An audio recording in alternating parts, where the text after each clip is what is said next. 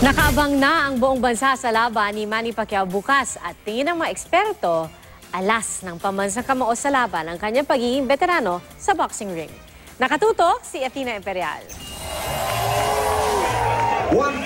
Yamado si Manny Pacquiao, 7-1 sa betting odds sa Las Vegas kumpara kay Jesse Vargas. Ang tanong, ano ang magiging mas matimbang? Ang malalim na professional fighting experience ni Pacquiao o ang pagiging mas bata ni Vargas? Ayon sa ilang eksperto, alas ni Pacquiao ang pagiging veterano sa ring. Yung nangyari against ito si Juan Manuel Marquez, aksidente yun more than anything. Ano? So ever since that time, very careful na itong si Pacquiao. Maaring kay Pacquiao may knockdown na mangyayari itong laban na ito, pero for Vargas to knock out Pacquiao, medyo milagro kailangan. All the intangibles in this fight favor Manny Pacquiao, including the experience na hindi mo siya masusukat, the quality of opposition, yung mga tinalo niya at nakatalo sa kanya na mga legendary fighters na.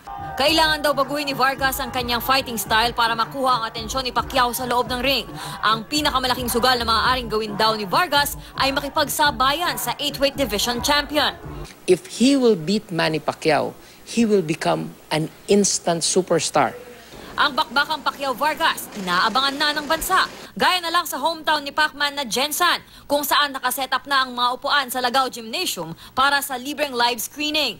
Ang mga anak ni Pacquiao, tiwalang mananaig sa laban ng kanilang daddy. Bukas, magsisimba raw silang magkakapatid bago manood ng laban. I think it will be intense kasi Vargas is a hard puncher. It's also a good time before the fight to pray for my dad. I don't want Daddy to get hurt anymore. God will protect you and guide you through this fight. Athena Imperial, nakatutok, 24 oras.